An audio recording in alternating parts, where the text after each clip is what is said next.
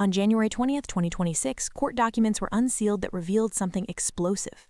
Text messages from actress Jenny Slate sent back in June 2023, where she called director Justin Baldoni a fraud, the biggest clown, and the most intense narcissist she had ever encountered on a film set. These weren't public statements. These were private messages to her own agent and team, written while she was actively working on the movie It Ends With Us. And what they revealed directly contradicts Baldoni's carefully crafted public image as a male feminist and advocate for women. So why do these texts matter so much? To understand that, we need to dive into what really happened behind the scenes of one of 2024's biggest box office hits, and why multiple women are now coming forward about their experiences working with Justin Baldoni. The film's massive success. Let's start with the movie itself. It Ends With Us came out on August 9th, 2024. It's based on Colleen Hoover's 2016 novel about domestic violence, and it had a pretty modest budget of $25 million. But here's the thing, it became a massive hit. The film pulled in $351 million worldwide. We're talking over $200 million in net profit. It became the sixth most valuable blockbuster of 2024 and the highest grossing romantic drama since A Star Is Born back in 2018. Justin Baldoni directed the movie and played Ryle Kincaid. Blake Lively was the lead, playing Lily Bloom. Jenny Slate played Alyssa, who's the sister of Baldoni's character. The cast also had Brandon Sklenar, Hassan Minhaj, and Isabella Ferrer, who played the younger version of Blake's. Filming started in May 2023 in New Jersey. Then it got paused because of the Hollywood strikes that year. From the outside looking in, everything seemed totally fine.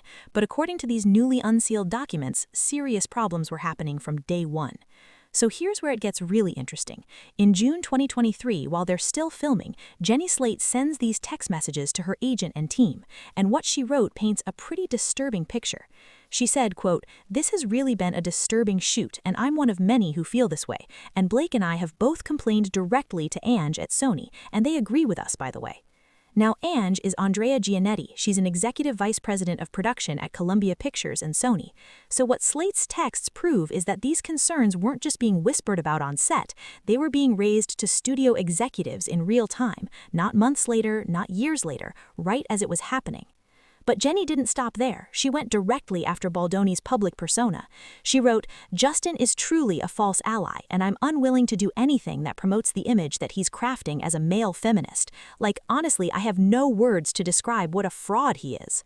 Then she continued, "I honestly have never ever encountered anything like this dude. He's the biggest clown and the most intense narcissist." She also called out Jamie Heath, who's the CEO and president of Wayfarer Studios. That's Baldoni's production company, and Heath is his business partner. She wrote, "I don't want to do anything with Justin. I don't want to talk about him, like nothing. And the same goes for Jamie, who is truly unprofessional." She described both of them as truly unfit and said they freak me out. She added that she felt repulsed and deeply irritated. Now fast forward to September 26, 2025. Jenny Slate gives a deposition in New York, and she gets specific about what she saw on set. She testified that she witnessed Baldoni commenting on Blake Lively's appearance during filming. He used the words hot and sexy. According to Slate, Blake immediately pushed back. She said, "That's not what I'm going for." But when Baldoni repeated the comment using different words, Jenny herself stepped in. She testified that comments about actors' bodies and their wardrobes range from irrelevant or unnecessary to inappropriate, and that those kinds of remarks are not appropriate anymore in a workplace. She described what happened as unprofessional, inappropriate, and really out of the ordinary. But there's more. Slate also revealed something that happened to her personally. Baldoni told her directly, "I can say this because my wife is here, but you look sexy in what you're wearing." In her deposition, she explained it like this: "The comment was about me, not my character. It wasn't useful for my work. It wasn't anything I wanted. It was unwanted and had no place in my professional experience." She didn't formally complain at the time, and here's why. It was her first or second day on set, and Baldoni was her boss. She said, "I didn't feel comfortable. He was my boss, and I just wanted to do my work and leave." Here's what makes this even more significant. Andrea Giannetti, that Sony executive we mentioned earlier, confirmed in her own deposition in September 2025 that she got calls from Slate and her manager back in May 2023 about concerns on set. And when she was asked about the production in her deposition, she said, and I quote, "I thought it was a shit show." So let that sink in. The studio knew there were problems, they agreed with the concerns, but the situation was never escalated to human resources. The production just continued. More women speak out. Jenny Slate wasn't alone in raising concerns. Isabella Ferrer, who was 24 years old at the time and played the younger version of Blake Lively's character, also testified about inappropriate comments from Baldoni. After filming an intimate scene, Ferrer said Baldoni told her, "I know I'm not supposed to say this, but that was hot." She stated, "It didn't feel appropriate in a work environment and didn't feel like acting feedback." She called his comments out of place and personal. Ferrer went even further with her characterization. She described Baldoni as the best con artist I have ever witnessed. Then in August 2025, after she received a subpoena in this case, she accused Baldoni of trying to manipulate, threaten, control her. Get this, even Colleen Hoover, the woman who wrote the original novel and served as an executive producer on the film, became uncomfortable with Baldoni. She'd actually been hesitant to option her book for a film in the first place. She was worried it would be mischaracterized as a romance instead of what it really is, a story about domestic violence. She'd hoped a woman would direct it. Things got really tense at a dinner in May 2024.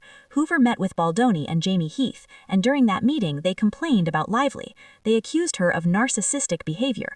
Hoover felt like they were trying to get me on their side, but she strongly preferred Lively's version of the film. By July 2024, right before the premiere, Hoover sent an email to Sony. She wrote, "Am I going to be comfortable if Justin is there? No, things are beyond uncomfortable at this point." In text messages with Lively, Hoover wrote, "He's too busy playing victim while you work your ass off to make a better movie that he gets credit for." Hoover also testified that Baldoni actually asked her not to speak during a script meeting, and by November 2025, she told Elle magazine that the whole situation feels like a circus. She says she's almost embarrassed to say I wrote it and can't even recommend it anymore. So on December 20th, 2024, Blake Lively filed a complaint with the California Civil Rights Department against Baldoni. The very next day, the New York Times published this article titled, "We Can Bury Anyone, Inside a Hollywood Smear Machine." Then, on December 23, 2024, Jenny Slate publicly supported Blake with a statement to Today. She said, "As Blake Lively's castmate and friend, I voice my support as she takes action against those reported to have planned and carried out an attack on her reputation. Blake is a leader, loyal friend, and a trusted source of emotional support for me and so many who know and love her. What has been revealed about the attack on Blake is terribly dark, disturbing, and wholly threatening." On December 31, 2024, Blake turned her complaint into a full federal lawsuit in New York. She's seeking nearly $500 million in damages. Her allegations include sexual harassment, retaliation, breach of contract, infliction of emotional distress, invasion of privacy, and lost wages. She claims Baldoni orchestrated a smear campaign against her after she raised concerns about his workplace conduct. Baldoni fired back. On that same day, December 31, 2024, he filed a $250 million lawsuit against the New York Times. Then in January 2025, he filed a $400 million countersuit against Lively and her husband Ryan Reynolds. But here's the thing. On June 9, 2025, Judge Levis Lyman dismissed Baldoni's $400 million countersuit. The judge wrote, "Regardless of the propriety of these actions, they do not constitute civil extortion under California law. Even if they turn out to be unneeded, an employee can insist on protections at workplace for sexual harassment without being accused of extortion." By October 31, 2025, a final judgment was entered ending Baldoni's countersuit. His lawsuit against the New York Times was also dismissed. Through his attorney, Brian Friedman, Baldoni has consistently denied everything. In June 2025, Friedman called the allegations completely wrong and completely false, outrageous, and intentionally salacious.